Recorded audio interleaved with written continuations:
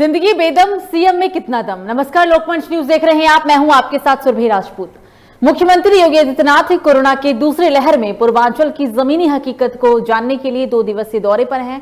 सोमवार को सीएम योगी सबसे पहले गोंडा पहुंचे और वो जिला अस्पताल में कोविड सेंटर का निरीक्षण करने के बाद आजमगढ़ और वाराणसी भी पहुंचे।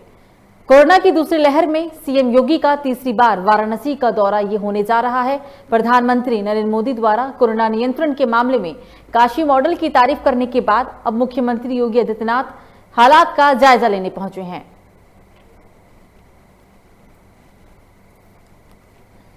तो कोरोना की तीसरी लहर से निपटने के लिए सीएम योगी का यूपी के अलग अलग जिलों में दौरा बरकरार है। आज उनका वाराणसी दौरा था।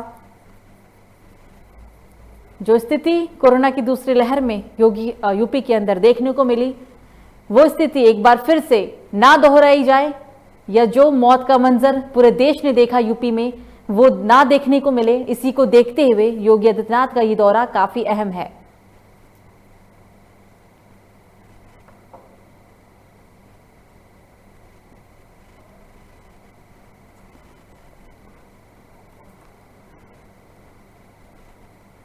दो महामारी ने पूरे देश का बुरा हाल किया हुआ, एक ब्लैक फंगस, दूसरी कोरोना महामारी से अभी हम जूझे ही भी नहीं थे। कोरोना महामारी का दौर अभी खत्म ही नहीं हुआ था कि एक और महामारी ने लोगों की परेशानी बढ़ा दी है, सरकार की चिंता बढ़ा दी है। मुख्यमंत्री योगी आदित्यनाथ कोरोना की दूसरी लहर में पूर्वांचल की जमीनी हकीकत को जानने के लिए 2 दिवसीय दौरे पर है। सोमवार यानी कि आज सीएम योगी सबसे पहले गोंडा पहुंचे, जहां पर वो जिला अस्पताल में कोविड सेंटर का निरीक्षण करने के बाद आजमगढ़ और वाराणसी पहुंचे हैं। कोरोना की दूसरी लहर में सीएम योगी का तीसरी बार वाराणसी का ये दौरा है। प्रधानमंत्री नरेंद्र मोदी द्वारा कोरोना नियंत्रण के मामले में काशी मॉडल की तारीफ करने के बाद अब मुख्यमंत्री योगी आदित्यनाथ हालात का जायजा लेने के लिए वाराणसी पहुंचे हैं।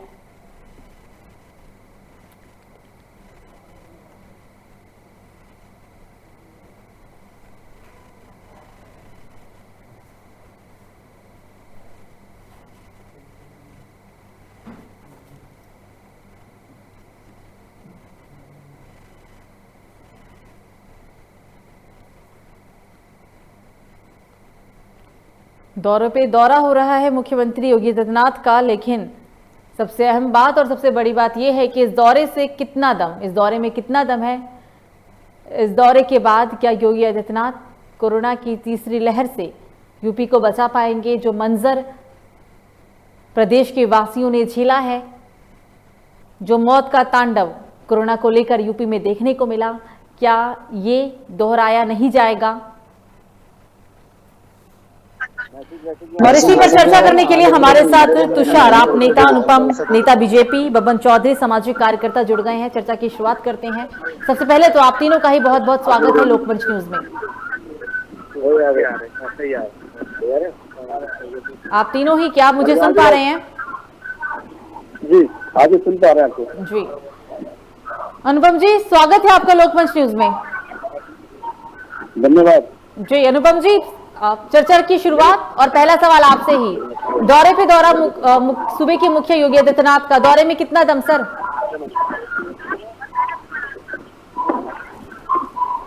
क्या पूछा आपने?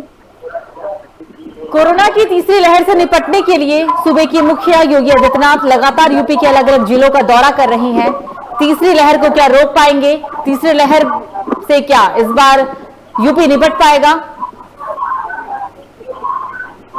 देखिए, बात आपकी बिल्कुल ठीक है।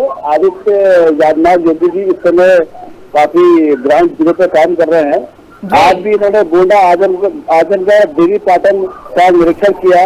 वहाँ पर कोरोना कंटेनमेंट जोन में गए, वहाँ पर जो है लोगों को जो है इन्होंने देखा कि वहाँ पर कितना काम हो रहा है वहाँ पर, और वहाँ पर जो है किस तरह से कोरोना को रोकने के लिए क्या क्या वहाँ पर नियम हो रहे हैं, काम हो रहे हैं, उस पर इन्होंने समीक्षा किया।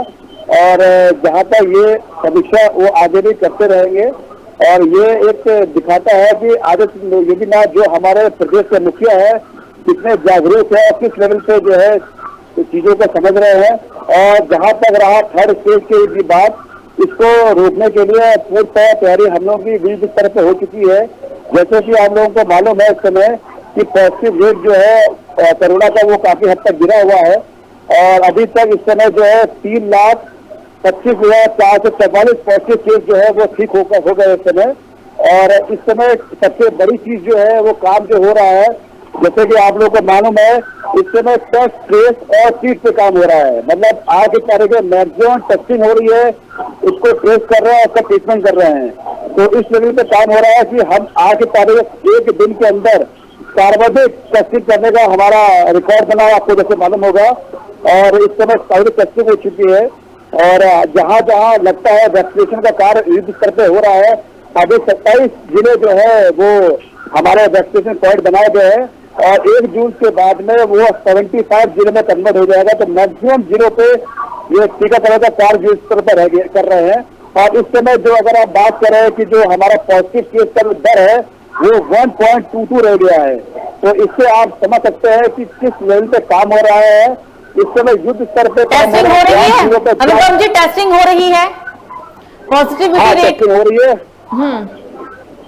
पॉजिटिविटी रेट जैसे मैंने आपको बताया इस समय 94% के आसपास जो है वो इम्प्रूवमेंट रेट आया हुआ है। अब जो कोरोना जो संक्रमित लोग रह गए वो 1.22 रह गए हैं, जो कि काफी कम है। और इसीलिए जैसे आपको जा के इस समय चीजों को समझा जा रहा है और गांव के स्तर पे भी कार्य किया जा रहा है। वहां पर एक समिति बनाई गई है जो लोगों को जागरूक कर रही है टीकाकरण के लिए और साथ साथ लोगों को टेस्टिंग कराने के लिए जो है वो प्रेरित कर रही है। अगर टेस्ट जितने अधिक से अधिक हम लोग कर पाएंगे उससे हमको मालूम पड़ेगा कहाँ पर हमको ट्रीटमेंट की रिक्वायरमेंट है। और सार्वजनिक टेस्टिंग का रिकॉर्ड जैसे आप बताए दिन प्रतिदिन हम लोग बना रहे हैं और वो चलता जा रहा है सुना जी। तुषार जी, सुना आपने अनुपम जी को, टेस्टिंग हो रही है, पॉजिटिविटी रेट काफी कम हुआ है, स्थिति अच्छी है इनके हिसाब से, कितना सहमत है उनकी बातों से आप? देखिए, जो ये कह रहे हैं उसमें करने और करने में बहुत अंतर होता है। मैं आपको बताना चाहूंगा कि जब उत्तर प्रदेश में कोरोना की दूसरी लहर आई हुई थी तो हमारे प्रदेश के मुखिया जो है योगी जी, वो बंगाल के चुनाव में बिजी थे। जब वो बंगाल के चुनाव से उत्तर प्रदेश में आते हैं और जब कोरोना की हालात बहुत ज्यादा बिगड़ चुके होते हैं तो वो आनंद फानंद में जो व्यवस्थाएं करते हैं वो सब फेल हो जाती हैं। ना लोगों को अस्पताल में बेड मिलता है, ना ऑक्सीजन मिलता है। यहाँ तक कि आप छोड़िए, लोग एम्बुलेंस तक के लिए तरस जाते हैं। लोग अपने साधनों से लोगों को हॉस्पिटल तक ले भी नहीं जा पाते हैं, लोगों की मृत्यु हो जाती है रास्ते में। और योगी आदित्यनाथ जी तो मैं ये बताना चाहूंगा कि आज जो हालात उत्तर प्रदेश से उन्होंने कर दिए हैं वो बहुत ही भयावह हो चुके हैं। और देखिए कि ये अपने मंत्री और विधायक को तो बुला नहीं पाते, ये जनता की क्या बात करते हैं। आपने एक बहुत ही अच्छा सवाल किया कि क्या अभी टेस्टिंग हो रही है, तो मैं इनसे पूछना चाहूंगा कि अभी तक कितनी टेस्टिंग हो चुकी है। अब टेस्टिंग की बात करते हैं, इन्होंने बोला कि ग्रामीण के क्षेत्रों में जहाँ पे लोग इतना ज्यादा जागरूक नहीं है वहाँ पे इन्होंने बोला कि टीकाकरण होगा तो रजिस्ट्रेशन करना पड़ेगा। आप बताइए, मैं इनसे पूछना चाहता हूँ कि क्या कोई ग्रामीण आदमी अपना रजिस्ट्रेशन करा के वैक्सीन लगवा सकता है? बिना रजिस्ट्रेशन के अनुपम जी टीकाकरण नहीं होगा। जो लोग स्मार्टफोन यूज नहीं करते, ग्रामीण क्षेत्रों में लोगों के पास सिंपल फोन नहीं है, स्मार्टफोन तो छोड़ ही दीजिए, वो लोग टीकाकरण कैसे कराएंगे? और सबसे बड़ा सवाल ये, तुषार जी का भी वही सवाल है जो शुरुआत के दौर में ही मैंने आपसे पूछ लिया था, टेस्टिंग हो रही है क्या? रजिस्ट्रेशन के लिए ग्रामीण जनता को बोला है क्या? आज ग्रामीण में आप जाकर देखिए, मैं उनसे खुद बोलना चाहता हूँ, आप जाके वहाँ देखिए क्या वहाँ पे लोगों को सेवा ऐसा केंद्र बनाया है जहाँ पे गांव के लोग जाके हमें रजिस्ट्रेशन करवा सके। मैं उनसे पूछना चाहूंगा, इन्होंने भी बोला गोंडा की बात बोली। अब गोंडा के हालात को बता दूं, अगर इनके पास जानकारी है तो गोंडा के ही मैं गांव की बात बताना चाहता हूँ जहाँ पर लोगों को अपने मरीज को मेले पे ले जाके वो जिला अस्पताल ले जाते हैं, जहाँ पे कोई भी कोविड का सेंटर नहीं प्राइवेट बनाया गया है। जिले में सिर्फ एक कोविड का सेंटर जिला अस्पताल है, वहाँ मरीजों का अंबार लगा हुआ है। वो पेशेंट अपने ही अस्पताल में लेकर पहुंचता है लेकिन उसकी वक्त मृत्यु हो जाती है। ये नहीं, इनके गोरखपुर जहाँ के मुखिया योगी आदित्यनाथ जी का क्षेत्र है वहाँ पे लोग पेशेंट को अपने कंधे पे लाके भाई को ले जाते हैं अस्पताल में, उसी में वहाँ पे सीमित हो जाती है। इससे बड़ा दुर्भाग्य क्या होगा इस प्रदेश का? अनुपम जी जवाब दे दीजिए। देखिए, आपको शायद आपको मालूम नहीं है कि कॉमन सर्विस सेंटर जो है वो हर जिले में हर गांव में बनाए गए हैं और उसमें जैसे कि आप बता रहे हैं कि उसमें निरीक्षक ग्राम समिति बनाई गई है जो उसकी निगरानी कर रही है। और जहाँ रहा टेस्टिंग के लिए रजिस्ट्रेशन कराने के लिए सिंपल फोन होता है ग्रामीणों के पास में, तो आपको बता दें कि अगर वो CSC में PSC में अगर जाते हैं तो वहाँ पर उनका रजिस्ट्रेशन वहाँ संबंधित अधिकारी स्वयं कर रहे हैं। तो इसके लिए आवश्यकता नहीं है कि आपका स्मार्टफोन होना चाहिए। आप वहाँ पर जाएंगे, वहाँ पर आदमी इतना जागरूक नहीं है सर कि वो अपने फोन पे कोई मैसेज दे रहे हैं। बिल्कुल आपने बात से मैं सहमत हूँ। मैं छोटा सा एग्जाम्पल लेता हूँ भाई साहब, आप समझिएगा। एक बाराबंकी में जिला है और आपका गाँव है किशोरा गाँव। किशोरा गाँव में वहाँ पर हमारे अधिकारी गए थे टीकाकरण करने के लिए। ये बड़ा फ्रंट पन्नों पर न्यूज में आई थी। रामनगर है आपका बाराबंकी के पास में, वहाँ पर किशोरा गाँव में अधिकारी जब गए थे, वहाँ पर लोग टीकाकरण करने के लिए जब उनसे बुलाया गया तो वहाँ पर कई लोग जो है वो सरयू नदी में कूद गए कि भाई हमें टीकाकरण नहीं कराना है। ऐसा भ्रम फैलाया गया है, ये नुकसान होगा। ये सरकार की नाकामी है। जब कोरोना की पहली लहर आई थी, बात मेरी सुनिए, जब कोरोना की पहली लहर आई थी तो इस सरकार का दायित्व बनता था ग्रामीण क्षेत्रों में लोगों को जागरूक करना शुरू कर देना चाहिए। जब दूसरी लहर आई तो हमारे मुखिया जी बंगाल में होते हैं, चुनाव में बिजी होते हैं, उनको अपने प्रदेश की चिंता ना हो कि वो बंगाल की चिंता करते हैं। और मैं आपको बताना चाहूंगा, ग्रामीण में आप जाके देखिए, बहुत से लोग आज भी, आप चलिए मेरे सामने आपको दिखाता हूं, बहुत से लोग खांसी जुकाम से पीड़ित हैं, लेकिन वो डर के मारे, उनको इतनी अवेयरनेस नहीं है कि वो अपनी बातों को किससे बोले, क्या बोले। आपकी सरकार की चीज करनी चाहिए, ग्रामीण को सबसे पहले जागरूक करना चाहिए। आज आप देखिए कितने लोग खांसी जुकाम से मर गए हैं गाँव में, लेकिन कोई भी आंकड़े नहीं है आपके पास। तुषार जी बने रहिए, अनुपम जी बने रहिएगा। सीधा सामाजिक कार्यकर्ता के पास चलते हैं, बबन चौधरी जी के पास। बबन चौधरी जी, आपने दोनों को ही सुना, अनुपम जी को भी सुना होगा आपने और आपने तुषार जी को भी सुना। इनकी बातों से कितना सहमत हैं? अनुपम जी कहते हैं कि अब जो व्यवस्थाएं हैं हमने काफी हद तक अच्छी कर ली है, तीसरे लहर से निपटने के लिए हम पूरी तरीके से तैयार हैं। बबन चौधरी जी, देखिए भारतीय जनता पार्टी के जो भी कार्यकर्ता, जो भी नेतागण हैं, वो पता नहीं कौन से स्कूल में पढ़ते हैं, कहाँ जाते हैं, और ये हमेशा सफेद झूठ पर ही निर्भर रहते हैं। ये जमीनी स्तर पर कोई काम नहीं कर पाते हैं। ये इनका प्रोपेगेंडा है। हमारे माननीय योगी आदित्यनाथ जी जो मुख्यमंत्री उत्तर प्रदेश के हैं, अभी जो है तुषार जी ने बताया कि वो दूसरी लहर में बंगाल में चुनाव में व्यस्त थे, यहाँ जनता मर रही थी, वहाँ बॉर्डरों पे जनता पड़ी है, किसान बॉर्डरों पर पड़े हैं, लेकिन किसानों की चिंता इनको कहीं नहीं है। ये केवल अपने चुनाव में व्यस्त रहते हैं और एक तोड़ फोड़ की रणनीति करते हैं।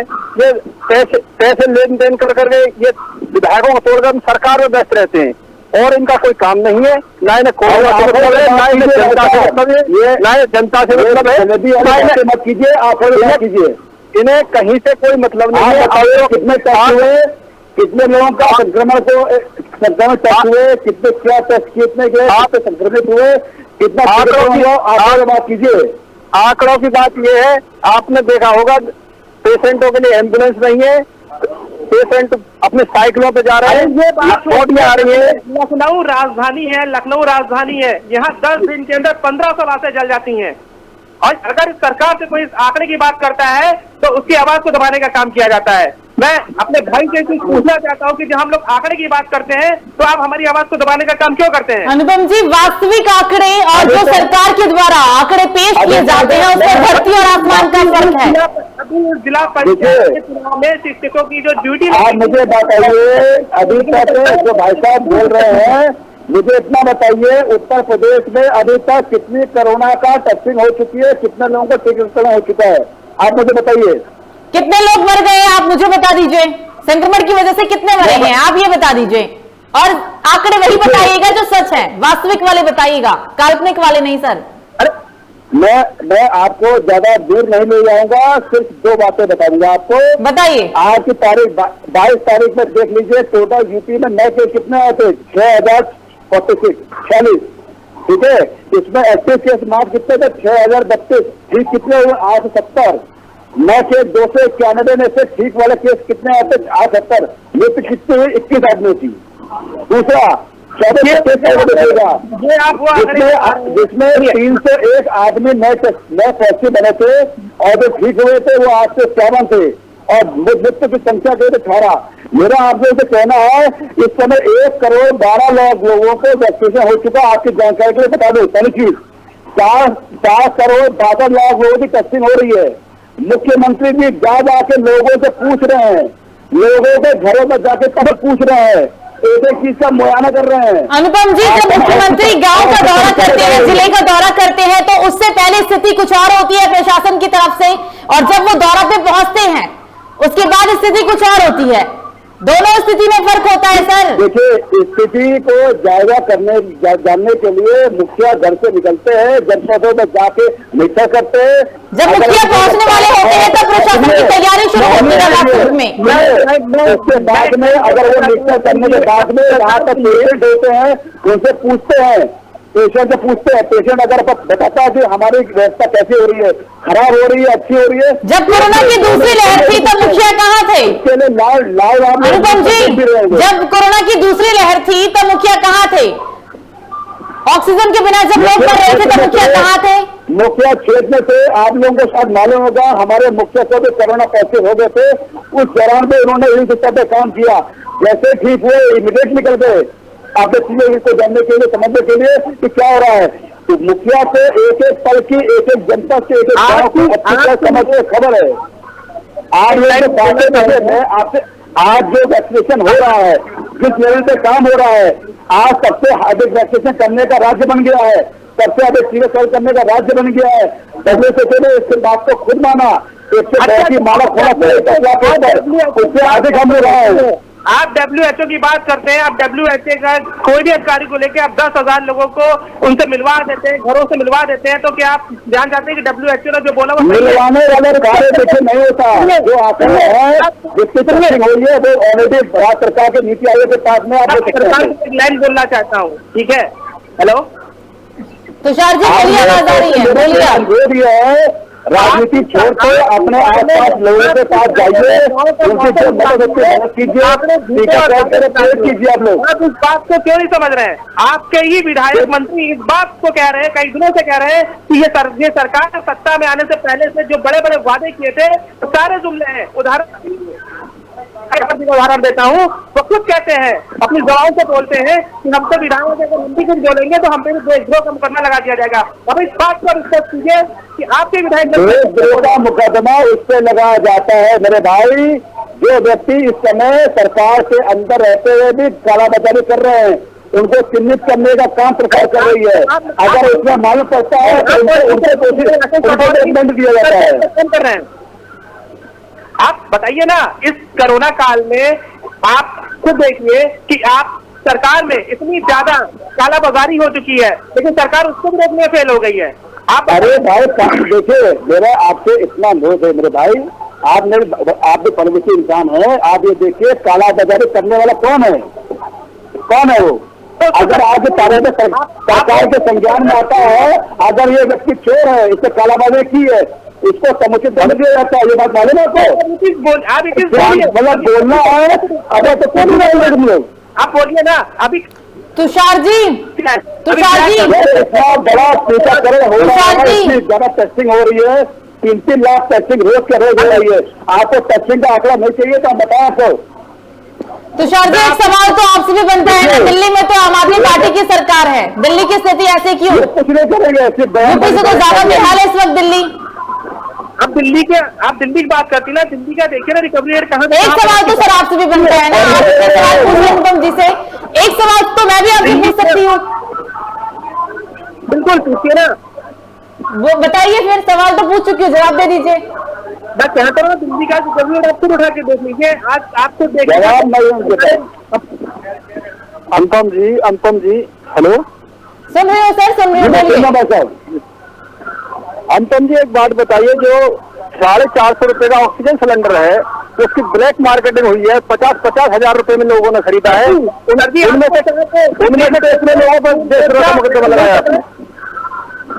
आपको शायद मालूम नहीं है, किसी की मदद, आपको शायद मालूम नहीं है, जितने लोगों ने को पकड़ा गया था, आपको जानकीपुर में आई थी, 100 सिलेंडर पकड़े गए थे, कालाबाजारी करते हुए।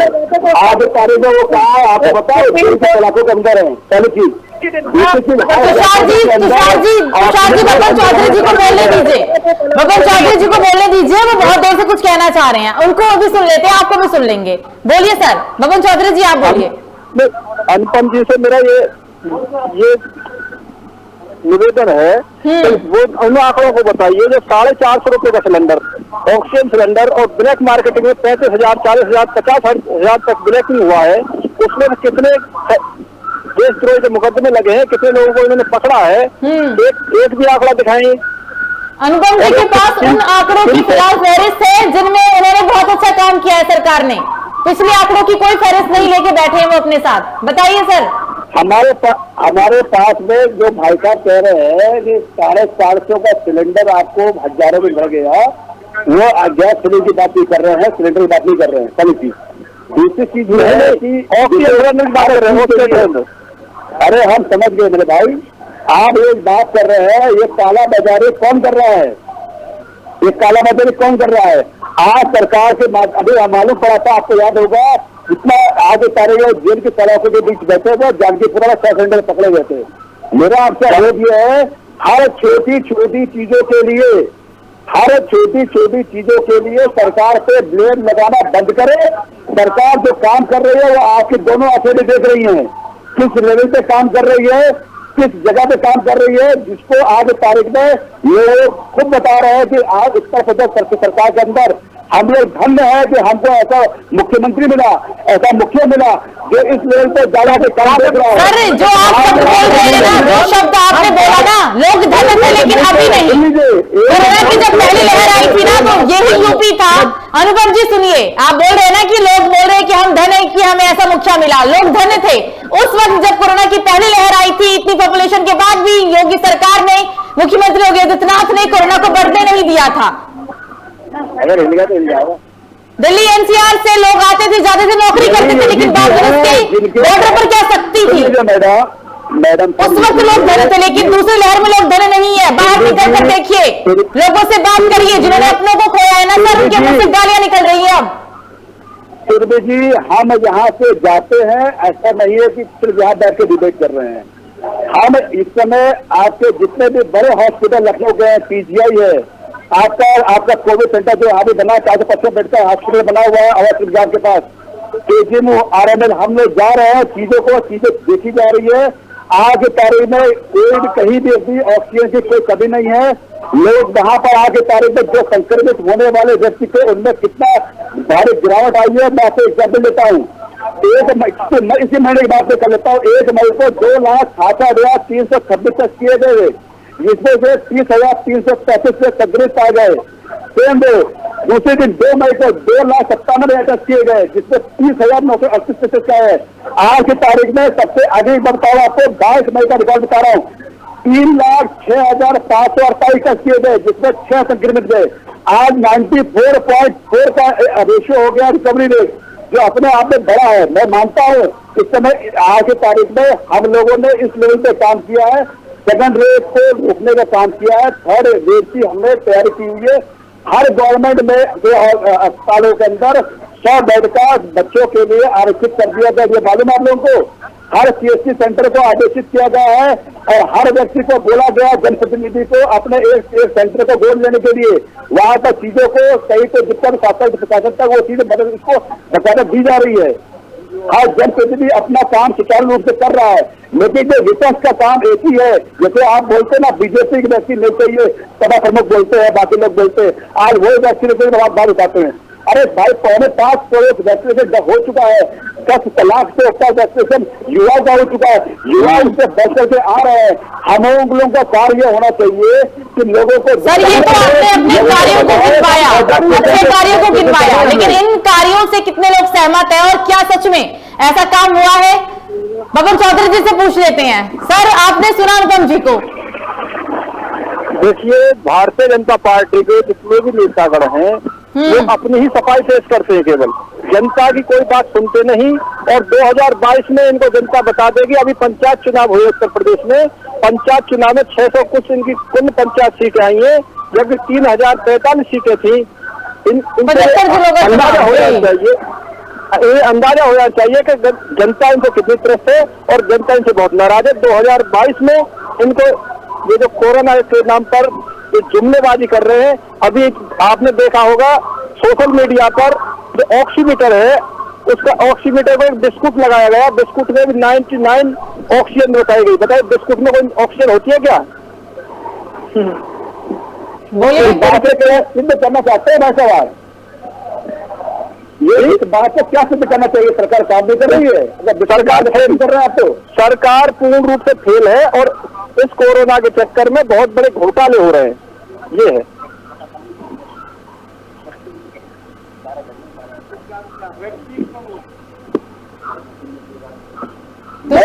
विकास सकता है, सब लोग बोल सकते हैं, कुछ भी बोल सकते हैं। भाई आज की तारीख में जब भगवान श्री राम को लोगों ने छोड़ा नहीं, उनके खिलाफ भी लोगों ने अविश्वास पैदा किया। तो फिर यूपी में तो रामराज है, यूपी में तो रामराज है, कैसे छोड़ेंगे? देखिए जिस लेवल जिस दर से कोरोना बढ़ा था, इसका अंदेशा शायद आप लोगों को पता है। इस लेवल से काम किया गया है। आज पहले स्थिति, आज 1.5 महीने पहले क्या स्थिति, 1.5 महीने बाद क्या स्थिति है आपके सामने है। इस समय भाई हम जो गवर्नमेंट है, इसमें सबसे अधिक टेस्टिंग कराने पे करवा रही है, ताकि लोगों को मालूम पड़े हमें कहाँ चीजों को टेस्ट करना है, उसके बाद ट्रीटमेंट दिया जा रहा है।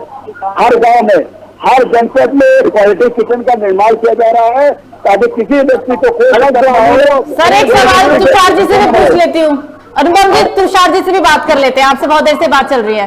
तुषार जी, अनुपम जी से बात हो गई, उनकी क्या कमियां थी, क्या खामियां थी, उपलब्धियां भी सुन ली, कमियां भी गिनवा दी, खामियां भी पता चल गया। आम आदमी पार्टी की कितनी तैयारी थी दिल्ली में, दिल्ली की क्या स्थिति थी? आप दिल्ली के आज क्या बात नहीं, देखिए दिल्ली में हमारे रिकवरी रेट बहुत कम हो गया है ना। और ऑक्सीजन सिलेंडर की संख्या कितनी है सर दिल्ली में? लोगों की जनसंख्या कितनी है? जनसंख्या कितनी है? हाँ 2 करोड़ की जनसंख्या है, लेकिन जिस हिसाब से संक्रमित कितने हो गए? आप मेरी बात तो सुनिए। जिस तरह से वहाँ पे कोरोना बहुत तेजी से फैला हुआ था, लेकिन आज हमने दिल्ली में उसको पूरा काबू कर लिया है और आने वाली जो लहर है उसकी भी हमने तैयारी पूरी कर ली है। आप पूछते रहे इनसे कि आज अगर उत्तर प्रदेश में जो बोल रहे हैं ना, ग्रामीणों में हमने बहुत अच्छा काम किया, अगर ग्रामीणों में बहुत अच्छा काम किया होता है तो आज नदियों में लाशें ना बह रही होती उत्तर प्रदेश में। आप पूछिए उनसे क्या तैयारी थी उनकी। उत्तर प्रदेश की तो बात सर, उत्तर प्रदेश से तो पिछले 25 मिनट से बात हुई थी। आप भी तो एक पार्टी से ताल्लुक रखते हैं, आम आदमी पार्टी से। तो मैं आपको बता रहा हूँ, दिल्ली की जो भी हमने काम किया दिल्ली में, हमने दिल्ली में हॉस्पिटल्स बनाए, जो हमने बोले कि हम 10 दिन में मतलब दिल्ली अब कोरोना की दूसरी लहर को झेलने के लिए तैयार है। बिल्कुल, हमने उसकी तैयारियां कर ली। अभी आपने अभी से बात सुनी कि हमने दिल्ली में अभी आप ऑक्सीजन मांग रहे थे, अभी वैक्सीनेशन को लेकर मुखिया हाथ जोड़ के विनती कर रही थी कि वैक्सीन खत्म हो गई, झेलेंगे कैसे सर? पिछले 1 महीने से तो लॉकडाउन लगा रखा है।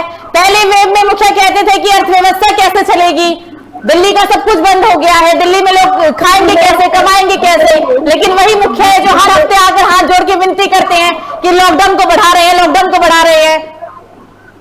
आप देखिए ना, आज दिल्ली में अगर लॉकडाउन बढ़ाया जा रहा है तो उसकी वजह मतलब कामयाब अगर कुछ अच्छा हो गया तो वो आम आदमी पार्टी ने कर दिया, कुछ कमियां निकल गई तो वो केंद्र सरकार के सर मार दिया।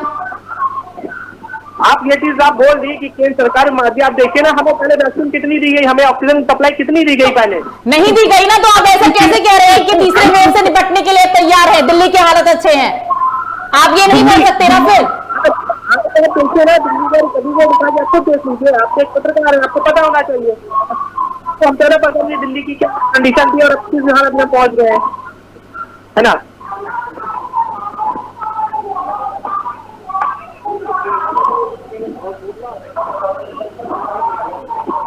बोलिए तुषार जी, सुन रही हूँ आपको, बोलिए। तो मैं तो क्या कर रहा हूँ, दिल्ली की आप बात कर रहे हो, दिल्ली का आज आपके देश हो ना, असल से कहाँ पहुँच गए। और ना दिल्ली बोली ना यूपी, रामराज है ना यूपी में। अनुपम जी रामराज है यूपी में। गंगा घाट जाकर देखिए कि लाशों के ऊपर कौवे लाशों को नोच के खा रहे हैं। दिल्ली की भी व्यवस्थाएं क्या है वो भी देख लिया, यूपी सरकार की व्यवस्था से तो धन्य है लोग।